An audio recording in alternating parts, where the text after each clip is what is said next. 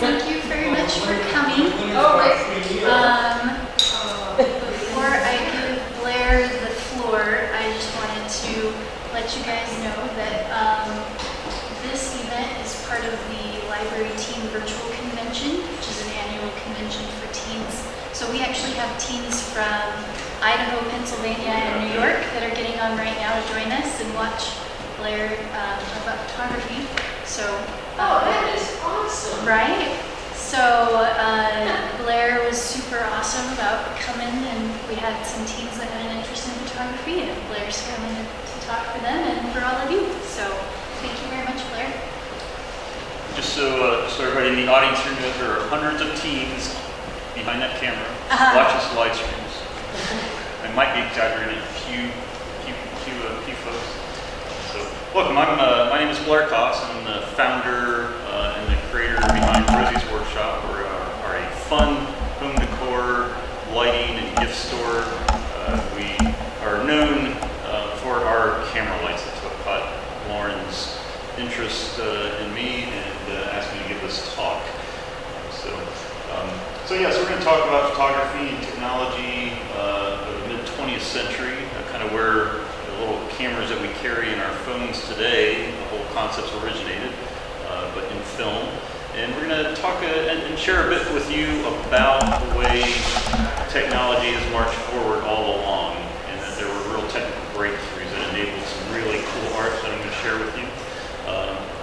So let's get on with it. And I also have a number of camera examples here so you can see behind the lens and try to share that with the online crew as well. Yes. Go ahead. Next slide. So very quickly, we're going to cover this quick. It's mostly visual, not words, but talk about Eastman Kodak and how he democratized photography for everyone, how things started as large format cameras, and we'll talk about that means quickly, and then the 35mm film cameras, and how that innovation of the film roll camera really created new uses, new creativity, some really cool art. So we're going to look at two great photographers of the mid-20th century, Tony Vaccaro. He is best known for his World War II live action photography, but also many very cool mid-century magazine and print work as well. And then street photography. Ruth Orkin, right after World War II, she kind of came up with the whole concept of dragging a little camera out in the streets and kind of not being obvious with it and capturing kind of candid scenes on the streets and really fun work there that we'll share. So go ahead, next slide.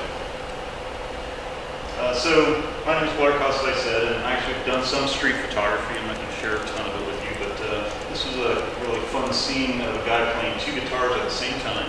It was really cool sounding too. And then there was some kids playing there and just kind of capturing them in motion and then kind of enjoying the music of the day and the lovely park setting at the Madison Farmers Market. And Tom, at the end of this, remind me to show you the inspiration of my vision for the Westfield Farmers Market that you were so intimately involved with for many years. It was the Madison Farmers Market on Saturdays. Go ahead to the next slide. So George Eastman really was all about democratizing film.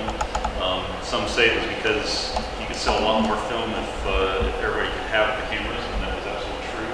But before Eastman came along, you can grab a prop here. Photography was done with these big, large format cameras on tripods, and if it was anything indoors, you had to have these open flames with the flashes, and they were very difficult and finicky to use, very expensive. You had to have a real professional who knew what he was doing with these to really take an effective photo. And so people would save up their pennies and shillings and whatever for a year to take a family photo, to have one photo. And so George Eastman came up with the idea that says we can make it better, cheaper, and put cameras in the hands of people. And he did that with the first little box camera, which kind of did the same thing that was, but there was a roll of film inside there, so you could advance the film, flip the shutter open, capture the image, and then you mailed the whole unit back to Rochester, New York, and got your 100 photos back, and they sent you another camera loaded with film, and back and forth it went. And people were able to take photos at literally, pennies on the dollar from what it was before. Tiny little images because they couldn't blow those up. They were one side, the negative and the photo was the same size. And then he made a fortune on film. He actually sold the cameras cheaper than they cost to make them in Rochester, but made all the millions on the film. Next.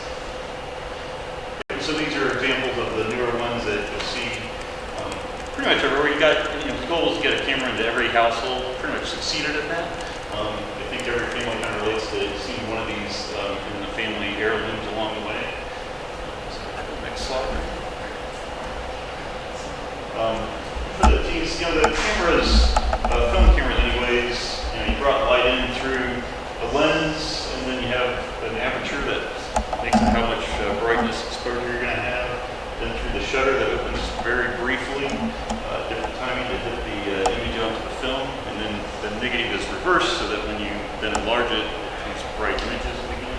So the film limitations that we don't really have today as much with the electronic stuff, but you have exposure speed.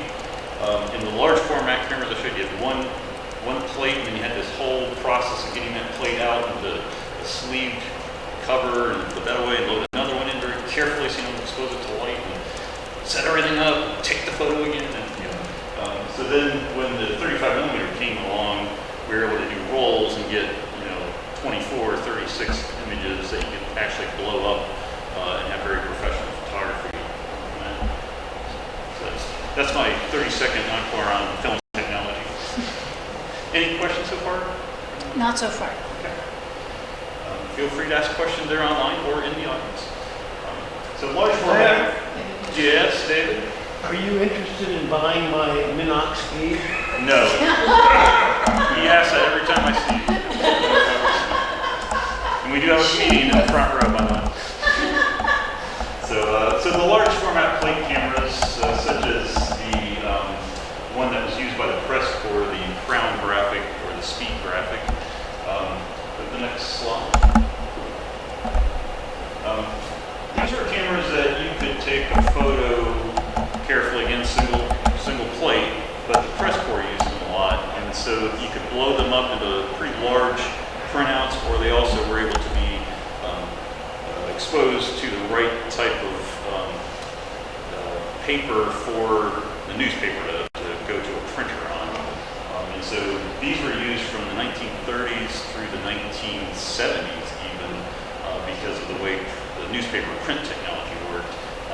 And they're kind of an interesting one. I love the scenes, where they're at a press corps with a politician, and they've got these flashes that are like super bright because you weren't going to be on top of your subject, and the poor politician or whatever would be there. They'd all take the shot, and there'd be tons of these balls and a lot of things. Yes. What's the decade difference between that one and this one? There How is many years? probably Judy, thanks so much for coming. Judy was one that loaned us the Sam's big 8x10 format camera there that we looked at earlier.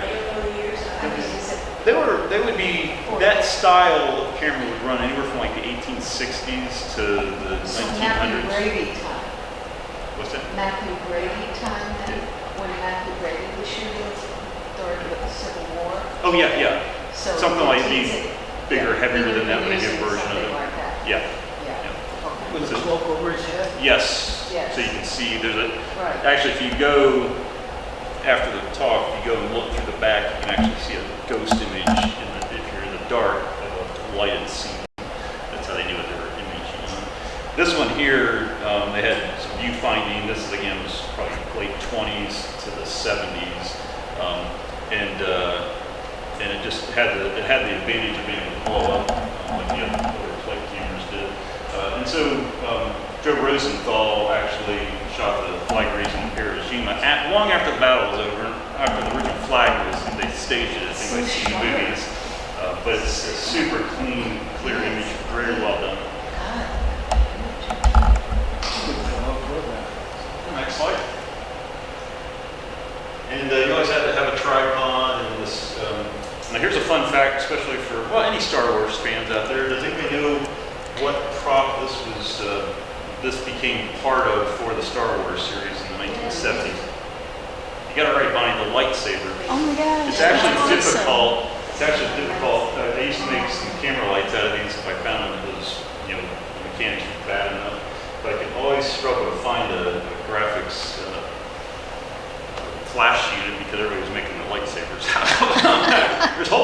online on YouTube if you ever want to see how that's done. Oh my gosh. Go to the next slide. So what was happening is in the early 1900s, 35 millimeter film existed, but it was principally used for the movies that you would see in a theater. And so that was a key part of that film technology. And then, I can't remember how I set this up, Lauren, you can jump to the next. Yeah, so then it was in 35 millimeter film to this day, anybody that's a filmmaker and a creator just pines to shoot 35 millimeter because there's so much great effects you can do with it. Film noir is one of the great examples, and if anybody's been in Rosie's, you kind of know we have a fetish for film noir movies and such. But go to the next one, flip through these really quick. Such a big combo. And what they were doing, just back up one more. Oh, whoops. So what they were doing is they wanted that they could take the cutting room floor pieces, and the movie houses would make, just print off like 8 by 10 pictures of these stills, and they would hand them out to fans at events, so that you could mail in and request a still. And so there's this whole genre of collecting these old stills from the 1920s, 30s, 40s, and these are some examples of that you're seeing here. And it was that kind of thinking of like, oh, we could blow up from that. It's like, why don't we put this film in a camera body and actually make just stills, right? And that's kind of how the 35 millimeter came about. So go to there's the film stills, and go to the Argus. So the Argus C3 brick, it's the first still 35 millimeter camera for consumers. I'm fairly confident that Leica had a camera out before that and such, but those were again not for everybody. They were, even in those days, for thousands of dollars. So this little Argus is built like a brick, looks like a brick, and it would shoot 24 exposure of the 35 millimeter film. It would be a nice metal canister that was watertight and light tight, of course. And what happened is the timing of it coming out was kind of revolutionary, and so the men that were going into World War II, some of them bought an Argus brick to take with them to war, and World War II became the first war that had live action shots. I'm waiting for Charles to jump in here anytime. We have a World War II expert in the back. But go to the next slide. This camera had a long life, started in 1938, but was made all the way through the 50s. A later version of it here, the Matchmatic C3, was used in the Harry Potter movie. Next slide. And then Tony Vaccaro, one of our focus photographers we're going to talk about, he was born in Greensburg, PA, not too terribly far from here. And he joined the war effort in 1944 as an infantryman. And then he took photos during those 2 years, 8,000 photographs in 2 years from the front lines. The guy's work is amazing, and you can see here in just a moment. And he was also, after the war, became a famous photojournalist. He wanted to be a photojournalist going into the war, but they wouldn't have him because he had no experience. So he spent $47 on this little camera and took a bunch of really cool photos. So go ahead and jump to the next. We're going to go through these pretty quick. So this is Tony Vaccaro in action. That's a wrecked bomber, Luxembourg, 1944. Is that the Argus? That is not an Argus. That's actually a different one that the photojournalist either gave or lent to him. I don't believe it's a Leica. Yeah, I've never been able to research to try to figure out what that is. I was wondering if anybody would see that. Good catch. So this is Tony Stuck, 1944, where they were in a mud heap in Europe. This is one of his most famous works. It's one I love hanging on the wall at Rosie's, but it's Oldenburg Gunners. He's literally at a gunning station just like this, fighting from the front lines, and he's feeding bullets with one hand. Got the Argus brick queued up. And the Argus brick, all of these were called rangefinders in the 30s and 40s. And you had to look through these tiny little things. And after the talk, you can try this out yourself, but there's two finders. One that kind of shows what you're going to take a photo of. And then there's one to say, okay, is this lens in focus? Because all these older 35 millimeter cameras you can't see what the lens is actually seeing. So you have to focus it in another method. So they came up with this idea of inside here's a little mechanism that kind of measures the distance to focus. And so you spin the dial and also spins the real lens until you bring two images together, a yellow and a clear part. So notoriously difficult to shoot with. While you're being shot at. Yeah, while you're being shot at. Okay. Shooting one hand, and it's a little blurry here, but you have to admit, if there were shells coming in at me like that, I might be a little shaky on my aiming too. I think you could probably get That's excused. one there. You This one, use fast film? can you use between 100 and 400, Oh, primarily with the head to work with. Go ahead to the next one. So, yeah, this is, I think, the related to the D-Day stuff. And this is one of those famous ones, the snow during the Battle of the Bulge, 1945. And this is removing landmines in Luxembourg, just kind of capturing the whole process of the triggers and the mines they're finding. And then not all his work was crazy serious. I did kind of edit out some rougher stuff in the catalog, but this is his sergeant drinking off duty. And then this is the dancing with the French after the liberation of France. 44. So then after the war, he just took photography really seriously and did some great work in the late 40s through the 1970s. That was called Life is Beautiful. yeah. But the next one. This is the Life is Wonderful 1965. So some of these are magazine, a lot of these are magazine shots as well. This is the rooftop pole of the Kareem Colton, 1951. Broadway star. And this is, anybody that knows me is a fanatic of the mid-century modern. So these are actually at the TWA terminal in New York City, found in 1964 when that opened. It's a hotel. Yeah, it's a hotel now. It's a hotel. That was an actual airport terminal. Yeah. But that was like a spaceship landed as far as the public was concerned. I just thought those were very charming. And then I've always loved this photograph. I've loved this photograph before I knew who took it. But yeah, Leonard Cohen. That's Al Pacino. Yeah, isn't that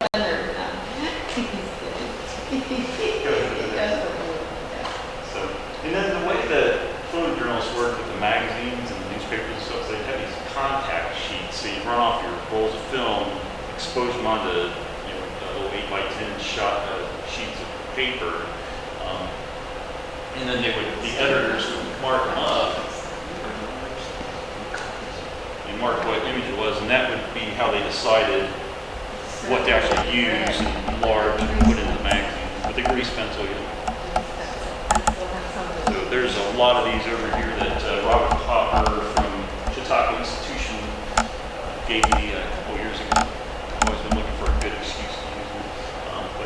But yeah, the whole process, workflow we would call it today, and getting it from the photograph through the editing process, deciding how to use it in magazines, doing the layouts. Go to the next one.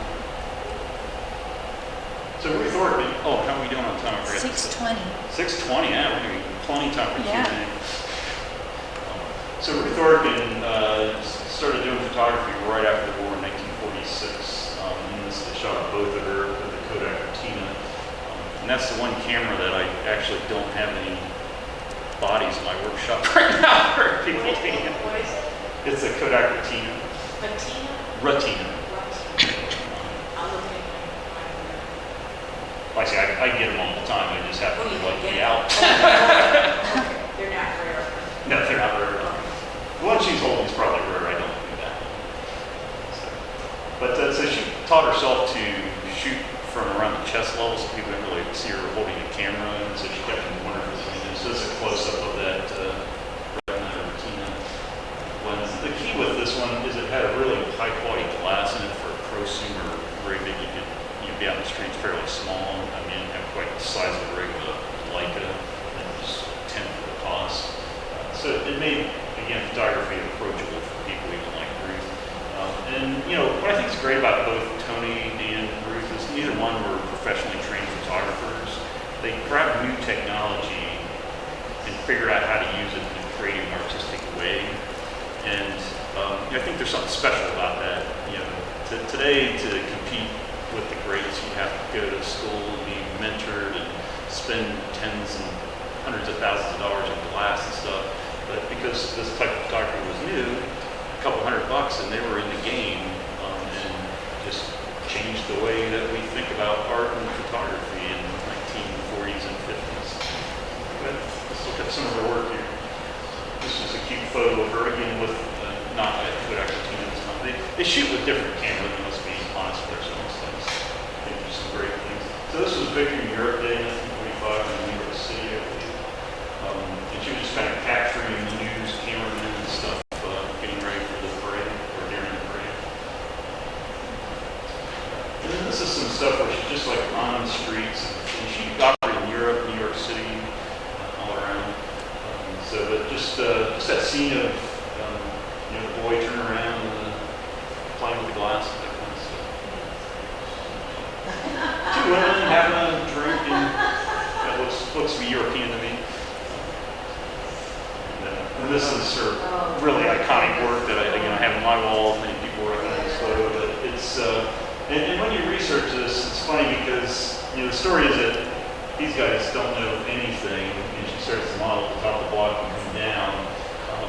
And of course, she knows what's going on because she's been told to have a look of horror on her face and stuff. I think it's just pretty funny. Now, later in life, there's some discrepancies about how staged this was. So I still think it's just a great photo. It just kind of highlights the Italians in 1946. I don't think they had to bribe the guys to look. No. No. The question is, did they know they were being photographed, or did they ham it up more than usual? So there's quite a few series of these too. I assume there's some kind of European film star couple. So I was wondering if anybody recognized the names. And then she does some great capturing the movement, and that was a key part of it. Is like, how do you take a still photograph and have movement, have motion into the photograph? And she really got good at that. So again, playing with those film speeds, probably a 200 speed. Is there any questions you have on that? No, but they thought the ladies with the straw were hilarious. And they liked the lady with the classy hat, so. Yep. And then again, more movement on the streets. Now this one here is interesting because if you notice, she's got the couple in a really nice tight focus. Great expression on the lady. And then she's actually moving the camera to capture this image with the slower speed, so that's blurring the background.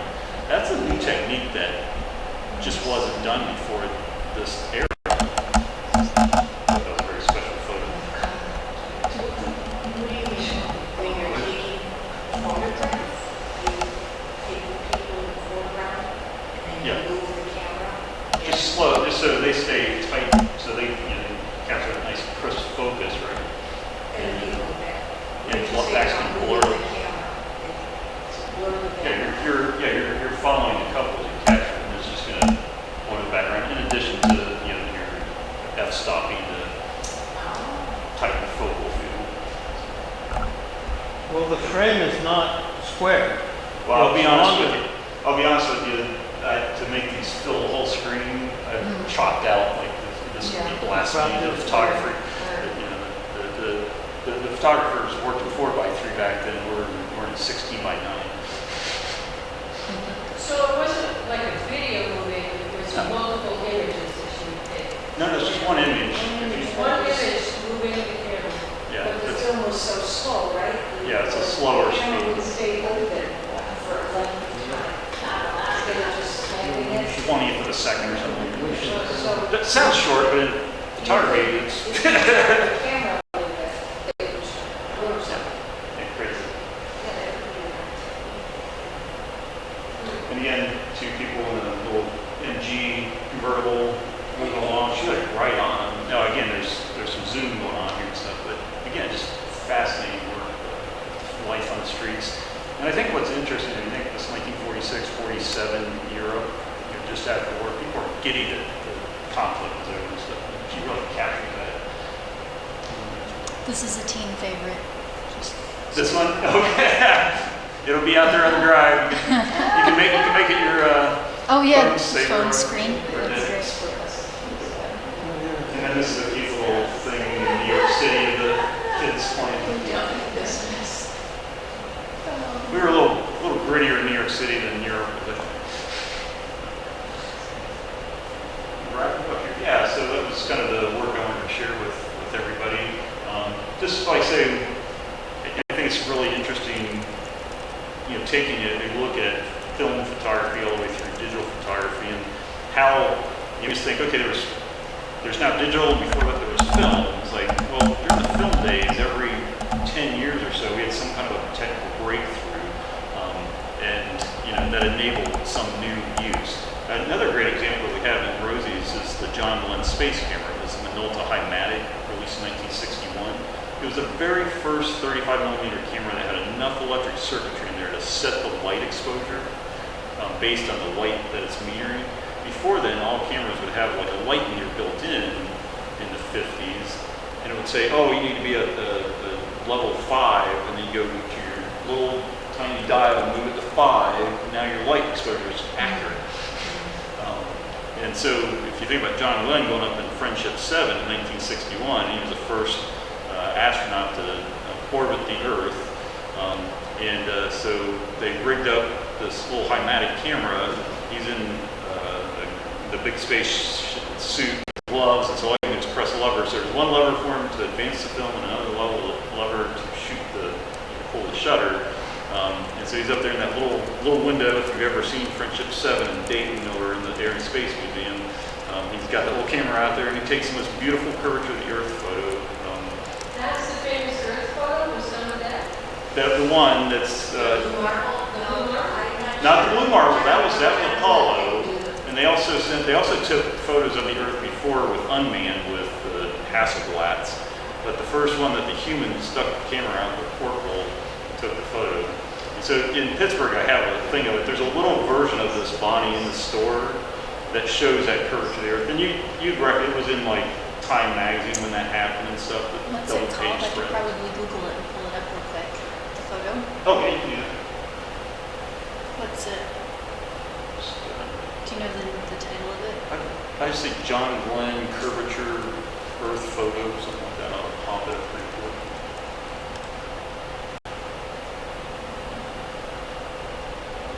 Yeah, that's my version. What kind of camera? A little Hymatic. Been like $100 off the shelf, and of course, NASA probably spent $1 million modifying it. But yeah, that's like, you really see that little thin atmosphere and stuff. It's just a new image for people. But the famous Earthrise, I also do that one because we were celebrating Apollo 11 back when it was the 50th year anniversary. I had a huge, actually what I did with that was I merged 3 NASA photos. So I had that and I had astronauts behind it. It was quite the scene. I blew it up to be an 8-foot by 10-foot thing in Pittsburgh.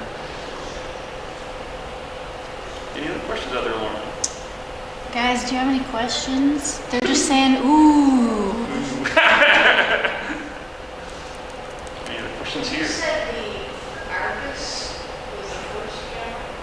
It was the first, I call it the first consumer level. Before even, after the Kodak Brownie? The little Well, Brownie? the brownies were all the 616 or the 620 film, so they were in a roll, Right. but they weren't like waterproofed, and they can only be made the size of the image, right? So that's why you had like 2-sided box cameras, because you wanted to 4-inch tall image, you had to have a 16 if you wanted a 3-inch, and the 20 would do it for you. So the film roll's been around a long time. It was the idea of the 35 millimeter, like they use in movie theaters, to actually be a viable still camera. They just hadn't thought about that before. And I think part of that was probably I don't know this for a fact, but I suspect that the folks in Rochester didn't really want to change that film that they had patented. Well, who made the Argus? It's a company in Chicago. It's called Argus. How is it that the Argus came along and made such a huge change in the genre, but we continue to think that Kodak did it all? Because Kodak is Don't know really who good. that Argus company was. Well, 'cause I'm sure Argus was bought somewhere. I have to look at the corporate lineage, but I'm sure Argus was bought by somebody. It might have been Kodak, and 10 or 20 years later. So. They're really good storytellers. They do everything. Yes, Dave. I assume this question is beyond your experience, but do you know how the soundtrack was put on the celluloid film and why it worked? Was that the one where they did the light? That's a trick question, It is a trick question because because he knows the answer. I don't know the because answer. he's already told me this, and I can't remember he told me a couple of years ago. I know they were able to do it, but I don't know how they did it. It doesn't make sense to me how something that absorbs light can also hold sound. No, and like I said, I mean, I can see him running a magnet strip. You know, just put some metal next to it. It's magnetized? Could be. Like I said, I don't know the answer to your question, but I know later on they were put holes and have the sound come by reading the holes. But I don't know if that was directly related to your question. So Blair, when Ruth Orkin is known as a street photographer, so was she kind of working at the same time as Margaret Bourke was taking all her architectural photography? Probably she worked in the late 40s and into the 50s. So they what kind of camera, when she was hanging out of the Chrysler building over that, photograph, risking life and limb, what camera under did she have? Margaret Bourke. Oh, you know oh. that famous when she's More than likely, she would have had a Leica. I mean, all the pros pretty much. Leica. Yeah, that was the pro, the best camera. And you know, I assure you that Ruth and Tony eventually graduated to one of those Somebody took cameras. a picture of her. Of her, Yeah. but she really risked life and limb. Oh yeah. So is anybody still using film photography? Yeah, lots of people shoot with 35 millimeter film again. They're using refurb Nikons and Canons and such, and even some of the Yashicas are used by. It's making a comeback. It is. Like that. I have a friend down in Pittsburgh where our other store is, and his whole business is selling film, refurbing film cameras and selling them to people. And then he's got shared use darkroom as part of it, so the clubs meet there and stuff. And, It's in Pittsburgh? yeah, busy all the time. Busy all the time. Yes. We have a team that came in a little later and said he's curious about what Rosie's workshop is. You bring up the website? Yeah. Some of this seen is believing. Go down to, just go down to the camera accent blending. So yeah, so we, this is our first product really, was taking vintage film cameras that no longer work, and both still and movie cameras, turning them into little accent lights with little vintage fabric cords and a fun story behind them. If you jump to, actually go ahead and the John Glenn when we were just talking about. You want to click into it? Or?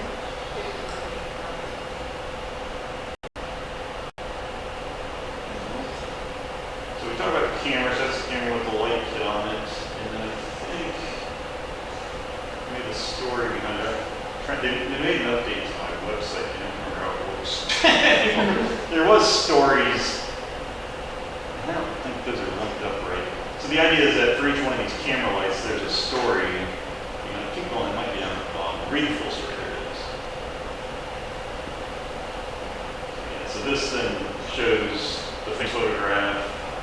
It shows me going in there, and then picture. Everybody's saying it's really cool, just so you know. Super fun lighting for your dorm room or your bedroom, office. So what are reasons that somebody would want to go back to film? A lot of the young folks that I talk to, teenagers, 20-somethings, they like all the limitations that forces them to really think through the shot. There's a lot more technical difficulty in getting a good shot with film. They have to kind of learn how it's going to interact and how important those f-stops are. You can't, if you take a bad photo, there's not a lot you can do easily to fix it. Like when you take a bad photo with digital, you can really work miracles with Photoshop or one of those tool sets. And so just the whole idea of you take the shot, you think you got it, but you won't know until you get back home and expose the film in the darkroom and review the negatives.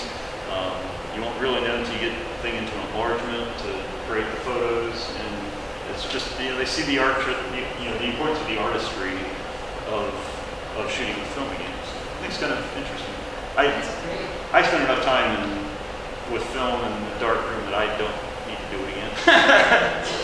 But I appreciate it once you do. You see the little original box camera that you're doing.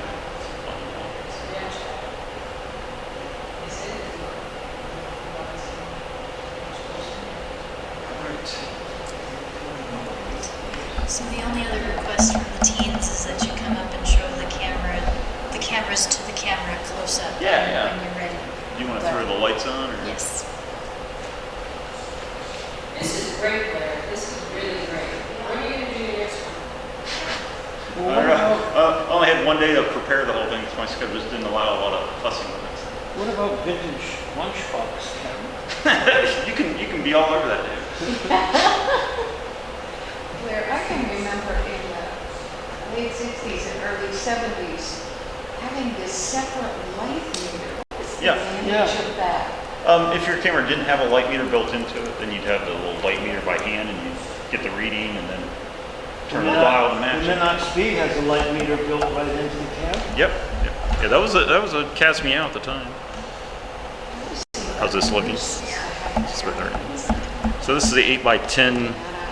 Actually, I think this is the smaller of the two, but yeah. So you actually be able to see if you had the cover on it. You'd actually be able to see a little ghost image here to know what's in frame, and then you slide the film box in with a glass plate that's set up with the chemicals on it to take the image and trigger the little shutter.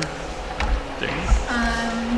They're asking a question that I don't understand. Daguerreotypes? Does the camera make daguerreotypes? That one, I am not going to be an expert in this, so I can't answer that.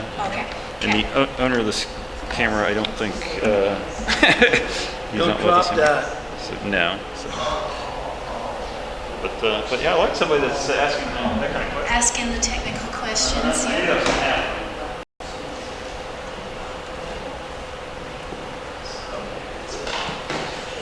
Who's sitting there? The other one's Where do they go? So this is a 50, 60 year technical achievement of much finer glass. You don't have to be behind a shield to see the image and take the photograph. So are You there had a batteries flash. in that cylinder? Yep, D batteries go in the cylinder. And that's the cylinder is the inspiration for lightsabers, right? Yep, that's what the Industrial Light and Magic glommed onto for. And at the time, at the time, people were, newspapers were just throwing these in closets or throwing them away. They were, they were now technically obsolete, so they could get these all the time. So not so much today anymore. So.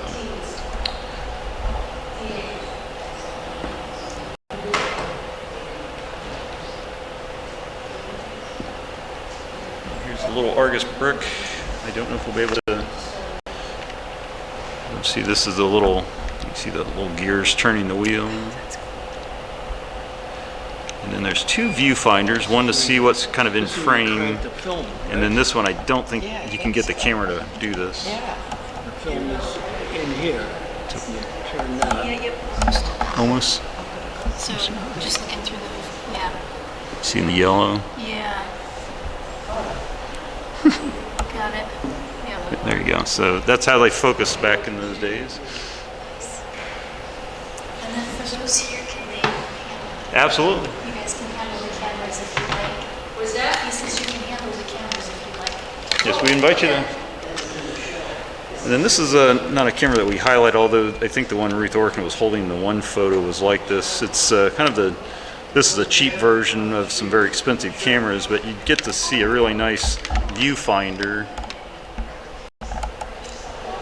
of what you're seeing. You still can't see what the lens is actually taking, but you can have a much easier view of it.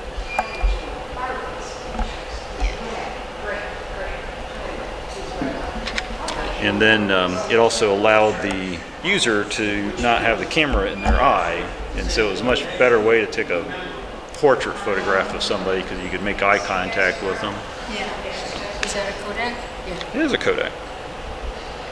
Had that or another Argus to bring down. It's the same type of camera, but.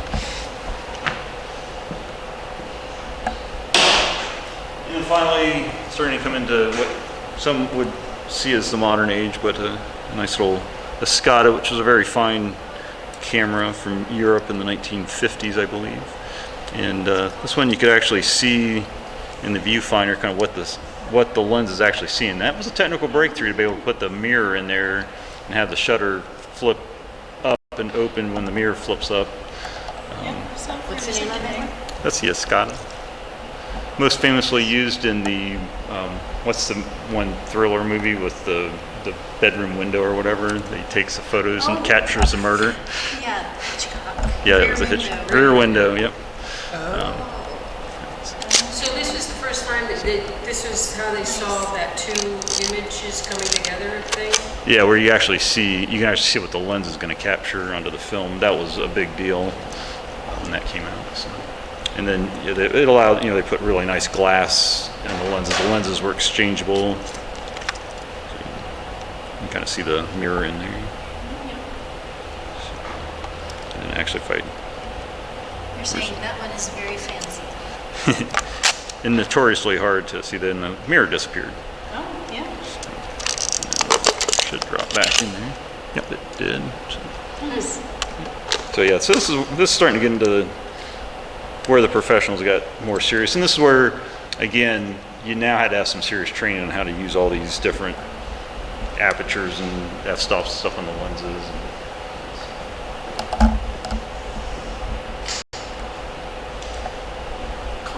Close up contact sheet film. Okay, so these are the ones that, It's upside down. like, this was like film noir kind of. No, this would have been, this is where a photojournalist shoots a roll of film and then somebody makes a contact sheet onto, and then the editor takes a magnifying glass and you can kind of see, is this one blurry? Is this one, which one do we want to actually blow up and use in the magazine or the book? And you can see editing marks. Yep.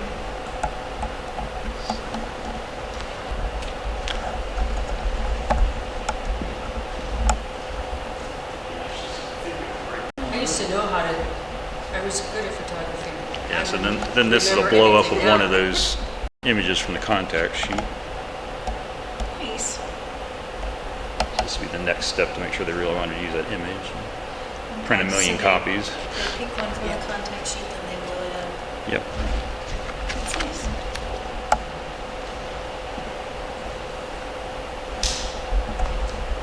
And that's principally what I had to share. So I thank everybody for attending. Thank you. Appreciate the support here. And I hope the folks online learned a little bit about photography and how there's an artistry to it. And I think even with digital, you should think about how you're framing the shots and trying to capture that motion. It's not just all about snapshots. And I know the latest phones have amazing effects that replicate some of what people did in the mid-century with the 35 millimeters. So Nice. Yeah, they're saying thank you. And Yeah. that's great. Awesome. All right, guys. Thanks for joining us. We'll see you later.